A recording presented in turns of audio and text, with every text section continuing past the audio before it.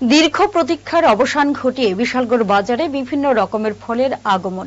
সোমবার দুপুর থেকে এই ফলের আগমনে ক্রেতাদের উপচে পড়া ভিড় লক্ষ্য করা যায়। দীর্ঘ 1 বছর পর বিভিন্ন ফল যেমন আম, তাল, জাম এবং বিভিন্ন ফলের প্রচুর সমাগম দেখা যায় বিশালগড় ব্রিজমোহনী এলাকায়। বিক্রেতারা এই সমস্ত ফল নিয়ে দোকান খুলে বসেন। গ্রাহকদের ভিড়ও চোখে পড়ার মতো। কি কিনতে আইছেন? জাম।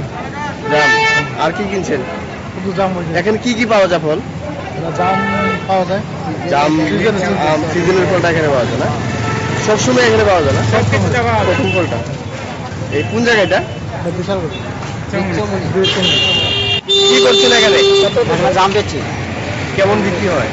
ভালো বিক্রি, আমরা সবসময় কোন জায়গা বিক্রি করে? বিশালগড় সবসময় কি এখানে বিক্রি? সবসময় বিক্রি করি।